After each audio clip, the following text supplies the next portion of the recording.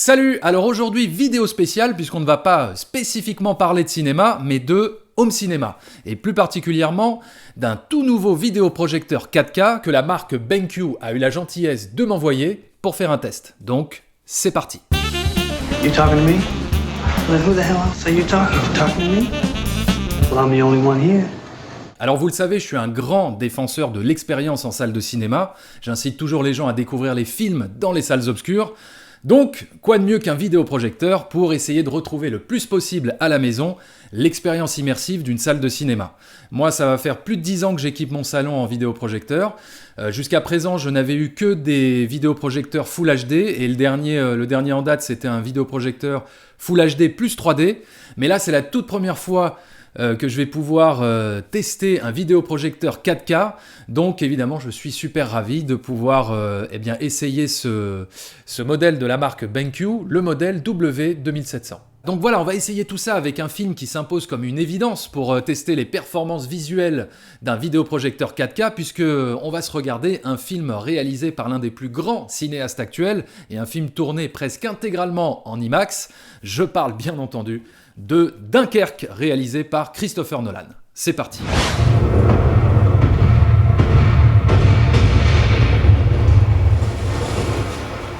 Donc voilà, là j'ai éteint un petit peu les lumières pour que je puisse apprécier pleinement les performances visuelles du vidéoprojecteur.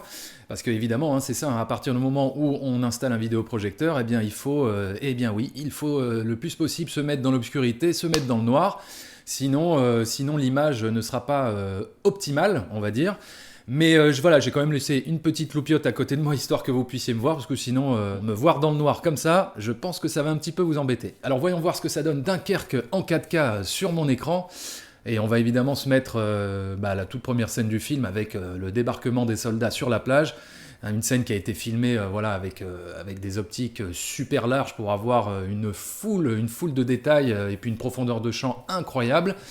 Donc là, voilà, c'est le début. Déjà, ce que je peux vous dire, c'est que ça tranche énormément avec le vidéoprojecteur que j'avais et qui n'était que du Full HD. Là, j'arrive vraiment à voir quand même la différence entre le Full HD classique et le 4K. Là, on ressent vraiment les détails. Ouais, c'est là que je me rends compte que dans le 4K, il y a quand même une vraie différence. Là où sur les télés, j'ai pas forcément été plus convaincu que ça entre le Full HD 1080p et le 4K, mais là, je le compare à mon ancien vidéoprojecteur. Là, on sent qu'on est monté d'un sacré palier, quoi. En termes de détails, en termes de définition, en termes de piqué de l'image, c'est vraiment bluffant.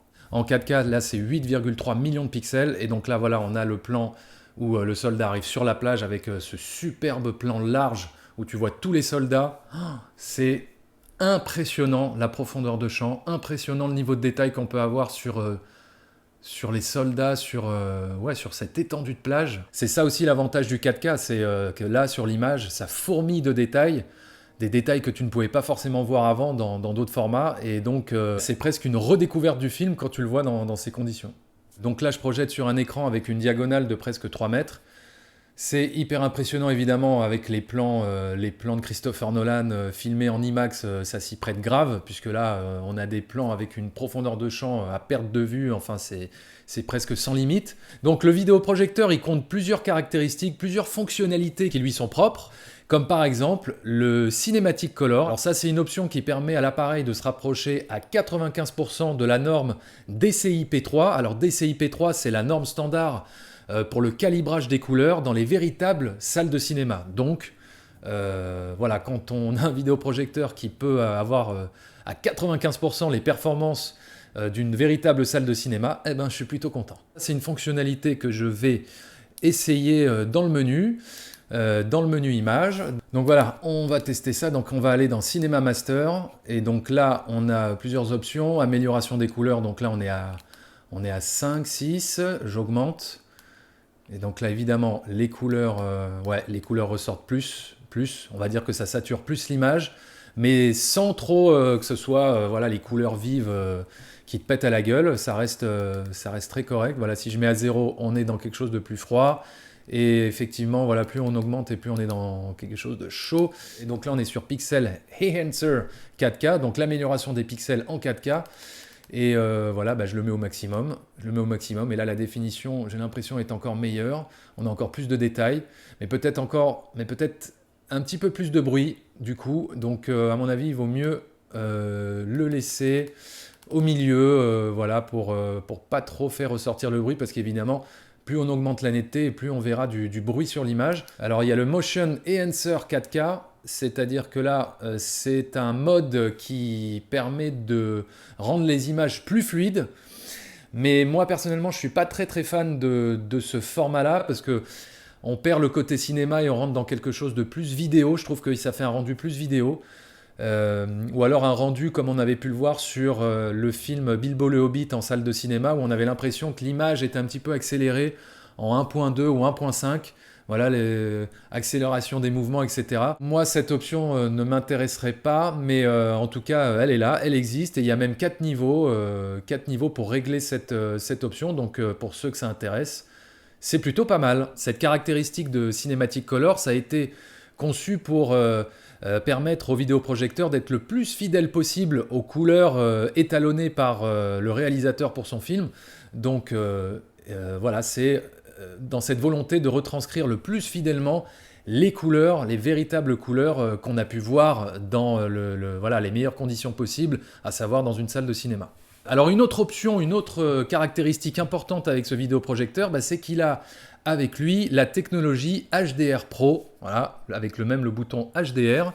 Et donc c'est du High Dynamic Range. Alors qu'est-ce que ça veut dire? Eh bien ça veut dire tout simplement que c'est une technologie qui permet en fait de calculer en temps réel, l'appareil calcule en temps réel, le contraste idéal des images entre le noir et le blanc, et eh bien de rehausser justement l'intensité des images, la luminosité des images, mais sans perdre le contraste et sans avoir un espèce de filtre un petit peu laiteux sur les images, parce que c'est aussi ça un petit peu des fois le souci des vidéoprojecteurs, c'est que malgré le fait qu'ils aient par exemple beaucoup de lumens et qu'ils envoient beaucoup de lumière sur l'écran, eh bien on a des fois un résultat où les contrastes ne sont pas idéaux, c'est-à-dire que les noirs sont bouchés, ou alors les blancs des fois sont trop cramés.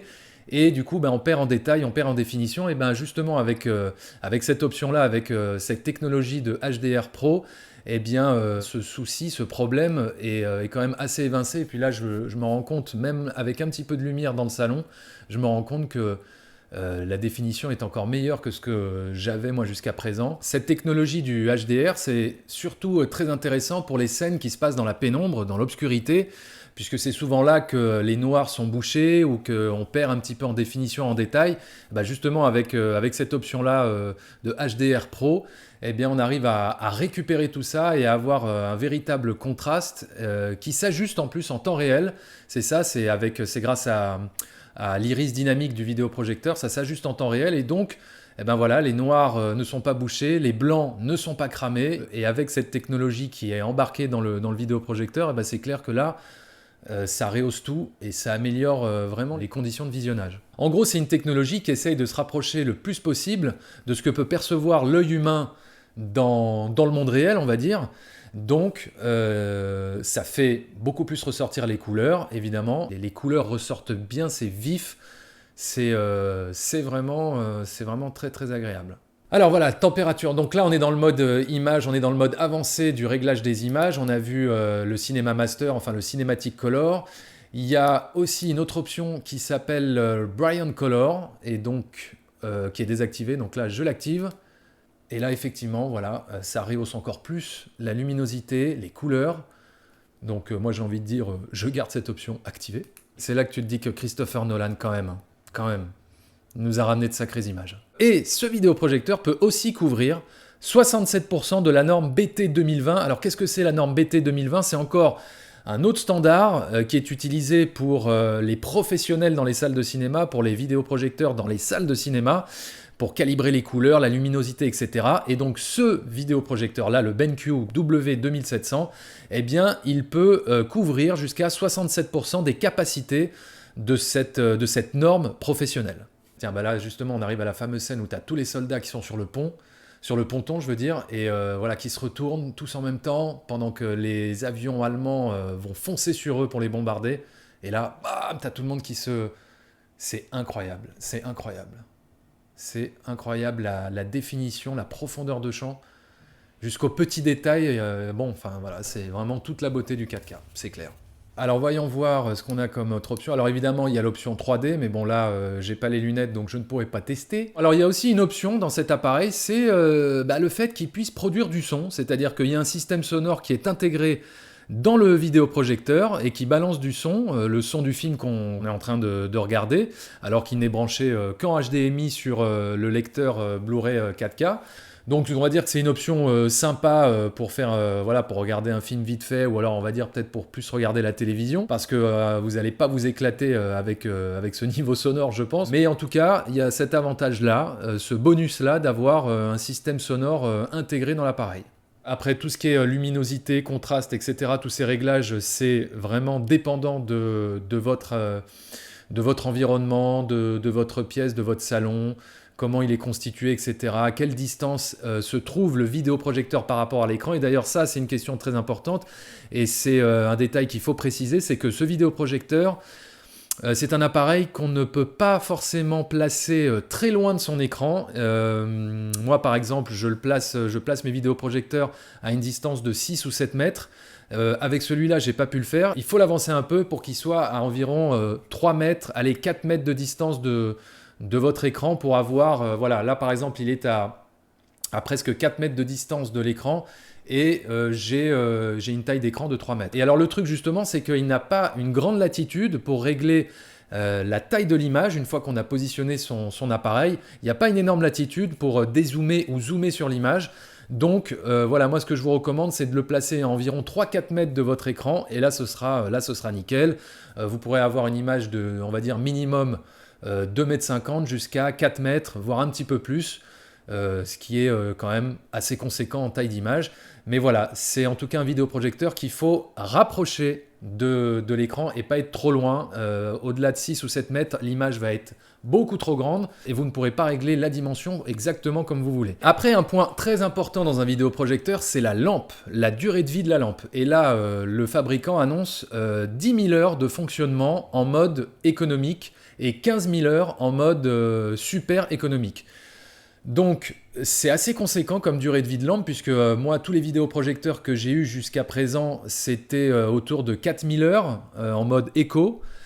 Donc 10 000 heures c'est plutôt intéressant. Moi, pour vous donner un exemple, voilà, j'utilise mon vidéoprojecteur, on va dire 3 heures en moyenne par jour, voilà, le temps de regarder un film, le temps de regarder quelque chose d'autre, un autre petit programme, etc.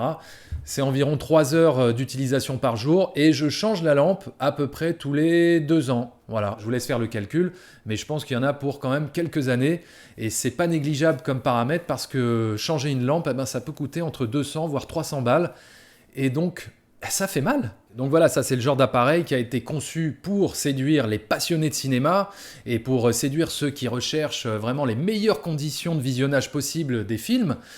Et avec la technologie HDR Pro qui améliore les contrastes et qui rend les couleurs encore plus réalistes, plus l'option Cinematic Color qui se rapproche des standards d'un véritable calibrage dans une salle de cinéma, eh bien franchement là les conditions sont réunies pour passer de bons moments devant des films à la maison. Voilà, c'est un vidéoprojecteur qui coûte 1 600 €, ce qui est un tarif assez raisonnable pour projeter à la maison des images en 4K de cette qualité. Voilà, on va terminer cette vidéo sur ce magnifique plan de coucher de soleil avec l'avion de Tom Hardy qui plane comme ça au-dessus des plages de Dunkerque. Voilà, c'était le test du tout nouveau vidéoprojecteur BenQ W2700 qui peut projeter des films en 4K. Donc moi, il me tarde de l'essayer avec encore d'autres films comme par exemple 2001 l'Odyssée de l'espace ou Blade Runner. Voilà, je pense que je vais m'empresser de me faire une petite projection à la maison. Allez, à bientôt pour des nouvelles aventures cinématographiques. Ciao!